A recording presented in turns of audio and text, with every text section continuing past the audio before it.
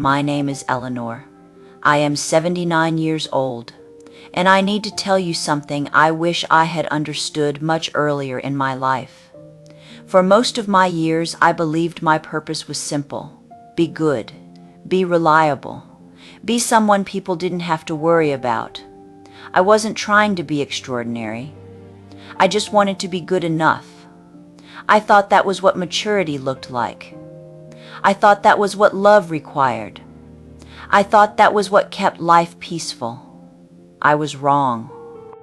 When people describe my life, they usually say it sounds respectable: a long marriage, children raised, a home that always felt calm from the outside, no scandals, no chaos. And that's exactly the problem. My life was quiet in all the ways that slowly erase a person. I grew up learning how to read the room before I learned how to read myself. My mother used to say, "Don't make things harder than they need to be," so I didn't. I learned to adjust instead of ask, to accept instead of question, to soften myself so others could feel comfortable. By the time I was 20, I was already very good at disappearing politely. I married young, not out of great passion, but out of certainty. He was stable, kind enough, predictable. Everyone said we made sense together, and that seemed like reason enough. I became a wife who didn't demand much. I didn't ask him to change. I didn't push back when my wants were inconvenient. I told myself love wasn't supposed to be dramatic. It was supposed to be steady. And it was. But it was also narrow. Every time I imagined a different version of my life, learning something new, starting over, wanting more than routine, I heard the same answer in my head. Be grateful. This is good. So I stayed. I became very skilled at postponing myself. I postponed curiosity. I postponed ambition. I postponed joy that didn't fit neatly into responsibility. There was always a reason. The timing wasn't right. Someone else needed me. It could wait. And because I never made my wants urgent, they were treated as optional. Eventually, I treated them that way too. I wasn't unhappy. That's important to say. I laughed. I cared deeply for my family. I had moments that were genuinely warm. But there was a quiet question that followed me for decades. Is this all I'm meant to be? I learned to silence that question by staying busy. When the children were young, I told myself my turn would come later. When they grew older, there were new responsibilities. A parent became ill. Money needed careful planning. Life asked for restraint. So I kept choosing what was sensible, and I called it wisdom. What no one tells you is that being sensible for too long can feel like being slowly buried. Not violently, not unfairly, just gently, one reasonable choice at a time. I didn't realize how much of myself I had folded away until my husband died. After more than 4 decades of marriage, he was gone. And suddenly, the structure I had shaped myself around collapsed. People asked me how I was holding up. I told them I was managing. But the truth was, I didn't know how to exist without being useful to someone else. For the first time since I was a young woman, there was no role waiting for me in the morning, no expectations to meet, no schedule to adapt to, just silence and me. That silence was frightening, not because I was lonely, but because I realized how little of my life had been shaped by my own voice. I had been good enough for so long that I had never asked who I might have been if I'd been honest instead. I looked back at my life and saw all the moments where I had chosen ease over truth. All the times I had said yes when my body wanted to say no. All the dreams I had dismissed as impractical. I had not failed. But I had not fully arrived either. I don't tell you this to shame the choices I made. I tell you because I know there are women listening who are standing exactly where I once stood, thinking, this is fine. Thinking, later. Thinking, I don't need that much. And I want you to know what I learned too late. Being good enough keeps everyone comfortable, except you. I'm 79 now, and for the first time in my life, I'm beginning to understand who I am without performance, without usefulness, without apology. That understanding didn't come gently. It came with long evenings of looking back, with memories I had avoided examining too closely, with the quiet realization that a life can be respectable and still feel unfinished. I didn't lose myself all at once.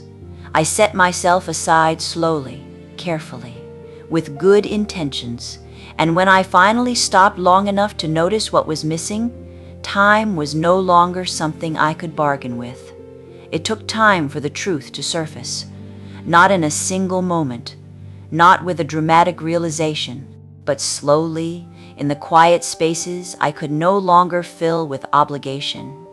I began noticing how often I had chosen comfort over honesty, how many decisions I had made simply to keep things smooth, how often I had told myself, "This is good enough," and how rarely I had asked, "Is this true for me?" There is a cost to living that way. You don't see it when you're young, you don't feel it when you're busy, but it accumulates. It shows up as a dullness you can't explain, a restlessness without language, a sense that your life belongs to everyone else more than it belongs to you. After my husband died, people encouraged me to stay active. They meant well. They suggested routines, social gatherings, ways to stay occupied. But activity wasn't what I lacked. I had been busy my entire life. What I lacked was presence. For the first time, I sat with my own thoughts long enough to hear them clearly. And what I heard wasn't regret in the way people imagine it. It wasn't loud. It wasn't dramatic. It was a quiet mourning for the woman I might have been if I had trusted myself sooner. I thought about all the moments when my inner voice had tried to speak, the times it had said, "This isn't enough," the times it had whispered, "There's more for you." I had answered that voice with responsibility, with patience, with silence. I had mistaken endurance for virtue. What no one explains is that being agreeable can become a habit so deep you stop noticing it. You stop noticing how often you apologize for taking up space, how often you explain yourself when no explanation is needed, how often you minimize what you want so others don't feel inconvenienced. You tell yourself you're being kind, but over time, kindness without boundaries becomes erasure. I began to see my life not as a series of failures, but as a pattern of waiting. Waiting for the right moment, waiting for permission, waiting for someone else to say it was okay. And the truth is, that moment never arrived. It never does. I didn't suddenly become fearless. Even now, I'm careful. But I started making small decisions that belonged only to me. I chose how to spend my mornings. I chose silence when I needed it. I chose solitude without guilt. And slowly, something shifted. I realized that much of my exhaustion hadn't come from work or responsibility. It had come from suppression, from constantly editing myself, from staying palatable, from making sure I never asked for more than what was considered reasonable. I wish I could tell you that I reclaimed everything I lost. I didn't. Some doors only open once. Some opportunities belong to earlier versions of ourselves. And that is something you have to grieve honestly. But here is what I learned. A life lived cautiously is not the same as a life lived wisely. Wisdom isn't about avoiding disruption. It's about choosing truth, even when it complicates things.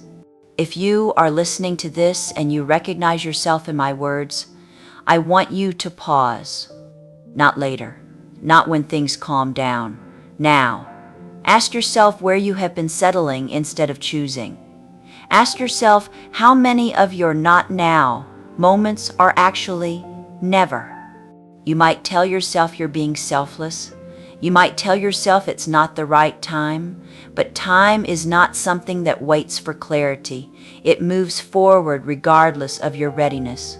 I spent decades believing that being low demand meant being lovable, that if I needed less, I would be easier to keep. What I didn't understand was that love built on self-erasure is fragile. It asks you to disappear quietly. You are allowed to have desires that don't make sense to anyone else. You are allowed to change your mind. You are allowed to outgrow the life you once agreed to. None of that makes you ungrateful. It makes you alive. I look back now, and I don't judge the woman I was. She did what she thought was right. She did what she had been taught. But I wish she had known that being good enough is not the same as being fulfilled. That safety is not the same as meaning. If I could speak to her, the younger version of myself, I wouldn't tell her to be braver. I would tell her to be honest. Honest about what she wanted. Honest about what hurt. Honest about what felt empty. Because honesty changes things faster than courage ever does. I am 79 years old, and I finally understand that the greatest cost of my life was not the mistakes I made. It was the chances I never took because I didn't want to disturb anyone. You still have time, not unlimited time, not perfect time, but enough. Enough to stop shrinking, enough to stop waiting, enough to choose yourself while it still matters. Your life is not meant to be lived quietly in the background of other people's needs.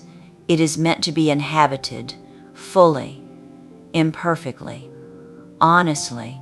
If my story stays with you, let it be for this reason. Do not wait until your life becomes something you can only look back on.